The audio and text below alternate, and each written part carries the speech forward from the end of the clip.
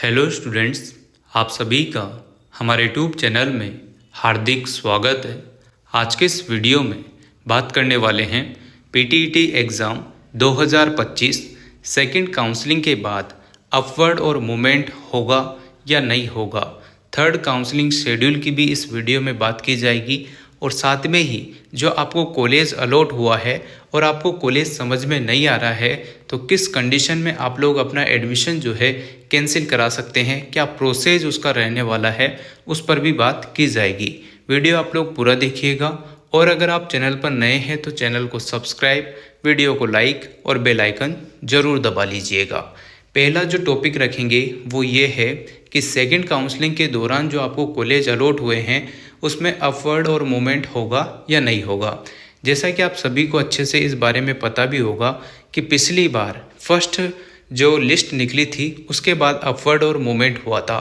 Same to same process इस बार भी यही हुआ है। पीटीटी 2025 में जिन भी बच्चों ने फर्स्ट काउंसलिंग कराई थी रजिस्ट्रेशन के दौरान, जो फर्स्ट काउंसलिंग कराई थी पहली बार, जो पहली ही लिस्ट में जिनको कॉलेज अलॉट हुआ था, उनको अगर कॉलेज समझ में नहीं आता है या उन्हें कॉलेज पसंद नहीं आया हो तो उस कंडीशन में वो अपवर्ड और मूवमेंट करा सकते थे, उन्हें मौका मिला था। ठीक है, तो यहाँ पर सेकंड लिस्ट जब भी जारी हुई है, सेकंड लिस्ट के बाद आप लोगों ने देखा होगा कि कोई भी अपवर्ड और मूवमेंट का जो है ऑप्शन नहीं आया है।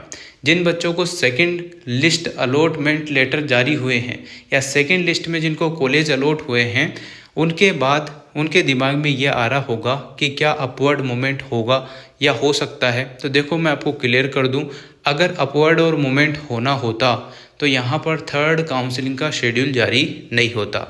थर्ड काउंसलिंग से पहले का प्रोसेस होता है सेकंड लिस्ट का अपवर्ड और मूवमेंट का प्रोसेस, पर यहाँ पर ऐसा कुछ भी नहीं हुआ है। कहने का मतलब सीधा सा ये है कि सेकंड लिस्ट के बाद या सेकंड जो अलॉटमेंट लेटर आपके पास है, अगर उसमें आपको कोई भी कॉलेज मिला है तो आप लोग उसी से जो है अपना कंटिन्यू बीएड प्रोसेस, जो बीएड का कोर्स है वो कर सकते हैं। और अगर आपको फिर भी समझ में नहीं आ रहा है और अगर आपने रिपोर्टिंग कराई है तो यहाँ पर आपके सामने एक ऑप्शन मौजूद है, उस पर हम बात कर लेंगे। पर यहाँ पर अपवर्ड और मूवमेंट तो आपका सेकंड लिस्ट में अलॉटमेंट के बाद नहीं होगा, डायरेक्ट थर्ड लिस्ट का शेड्यूल यहाँ पर है। तो यहाँ पर क्लियर आपको जो 2 ईयर वाले स्टूडेंट हैं, 4 ईयर वाले स्टूडेंट हैं, यहाँ देख सकते हैं थर्ड लिस्ट का जो शेड्यूल प्रोसेस है थर्ड काउंसलिंग का। तो जिन बच्चों ने रजिस्ट्रेशन नहीं कराया है पहले, तो वो रजिस्ट्रेशन भी यहाँ पर करा सकते हैं। यहाँ पर फाइनल मौका मिला है, लास्ट मौका मिला है। अगर वो रजिस्ट्रेशन कराकर अपना एडमिशन कंफर्म करना चाहते हैं तो कर सकते हैं। इसकी डेट यहाँ पर जो है 5,000 रुपये तो शुल्क लगेगा रजिस्ट्रेशन का, और अगर आपको कॉलेज नहीं मिलता है तो आपको वापस से 4800 रुपये, 4400 रुपये जो भी प्रोसेस है वो कट पीट के वो वापस मिल जाएगा। अगर कॉलेज मिल जाता है, आपको बीएड करनी है तो आप कर सकते हैं। 4 सितंबर 2025 से 10 सितंबर 2025 तक का ये प्रोसेस रहेगा। इसके बाद जो है आप लोग कॉलेज भर सकते हैं 6 सितंबर 2025 से 18 सितंबर 2025 तक। ज़्यादा से ज़्यादा कॉलेज आप लोग फिल कीजिएगा, तभी आपको कॉलेज मिलेंगे। तृतीय काउंसलिंग के पश्चात आपको जो विद्यालय आवंटन होगा, महाविद्यालय आवंटन होगा, उसकी डेट है 23 सितंबर 2025। अगर आपको कॉलेज कंफर्म हो जाता है, आपको कॉलेज समझ में आ जाता है कि हाँ अगर आपको रियल में बीएड करनी है तो आप लोग 22,000 रुपये शुल्क यहाँ पर दे दीजिएगा। वो बैंक ऑनलाइन या ई मित्र के माध्यम से होती है। इसकी डेट रखी गई है 23 सितंबर 2025 से 29 सितंबर 2025।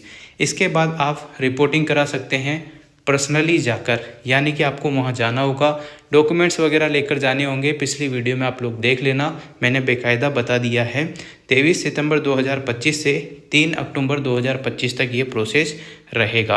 अब अगर हम बात करें उन स्टूडेंट्स की जिन्होंने पहली दूसरी लिस्ट में अपवर्ड मूवमेंट में कॉलेज तो मिला है, रिपोर्टिंग भी उन्होंने बराबर कराई है, पर क्या कंडीशन है कि वो थर्ड काउंसलिंग में भी भाग ले सकते हैं, वो चाहें तो अपना कॉलेज फिर से बदल सकते हैं। यहाँ पर बहुत सारी चीज़ें लिखी हुई है। पहली जो यहाँ पर जो पहला पॉइंट है वो ये है कि जो सीटें बची हुई है, शेष सीटें जो है, उन पर अभ्यर्थियों को जो है कॉलेज आवंटन होगा मेरिट के आधार पर, संकाय के आधार पर और श्रेणी के आधार पर। दूसरी बात यहाँ पर यह कही गई है कि वह समस्त अभ्यर्थी जिन्होंने प्रथम काउंसलिंग जो हुई थी, पहली लिस्ट जो आई थी, उसके बाद अपवर्ड मूवमेंट भी उन्होंने कराया हो, ठीक है, फिर भी कॉलेज समझ नहीं आया हो, फिर उन्होंने द्वितीय काउंसलिंग भी कराई हो, आवंटित महाविद्यालय में रिपोर्ट नहीं किया है, अगर आपने रिपोर्टिंग नहीं कराई है, डॉक्यूमेंट्स वगैरह जो जमा नहीं कराए हैं या वहाँ पर नहीं गए हैं आप, तो वह समस्त अभ्यर्थी इस काउंसलिंग प्रक्रिया में आवेदन हेतु पात्र नहीं होंगे। कहने का मतलब ये है कि अगर आपको जब भी कॉलेज मिला है, अगर आपने रिपोर्टिंग कराई है, तो आप लोग थर्ड काउंसलिंग में जो है भाग ले सकते हैं। थर्ड काउंसलिंग में भाग लेने का मतलब ये थोड़ा सा रिस्की है। ये इसलिए रिस्की हो जाता है कि अगर आपको कॉलेज मिलता है तो आपको जो भी कॉलेज मिलेगा उसी में एडमिशन लेना होगा।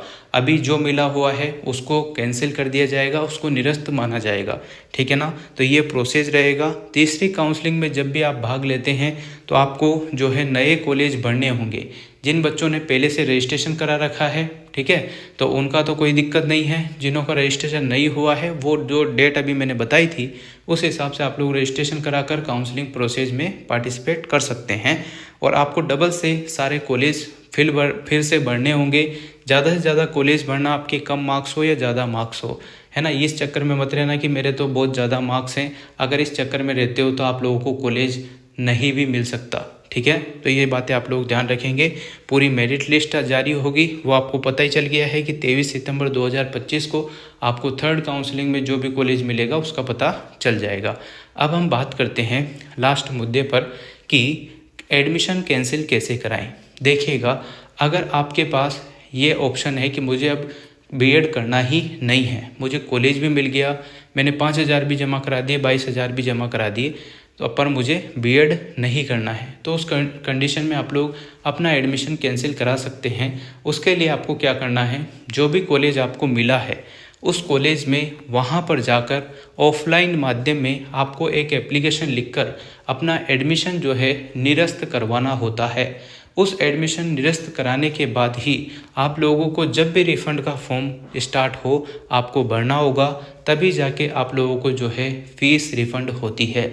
अदरवाइज़ आपको फ़ीस रिफ़ंड नहीं होगी। अदरवाइज़ तो यही रहेगा कि आपका एडमिशन चल रहा है, आप लोग करें तो ठीक, ना करें तो ठीक।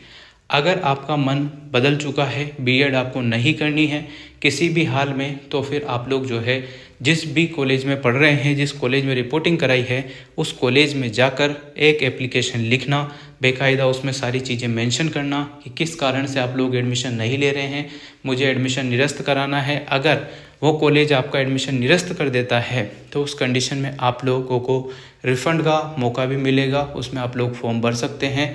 वो प्रोसेस ऑलरेडी मैंने बता दिया है, वीडियो का लिंक डिस्क्रिप्शन में मिल जाएगा। रिफ़ंड के फॉर्म कब आएंगे, कैसे भरना है, सारी चीज़ें कवर है, तो आप लोग उससे देख लीजिएगा, उसी से आप लोगों का काम आसान हो जाएगा। वीडियो अगर आपको अच्छी लगी हो तो like, comment, share and subscribe. Thanks for watching.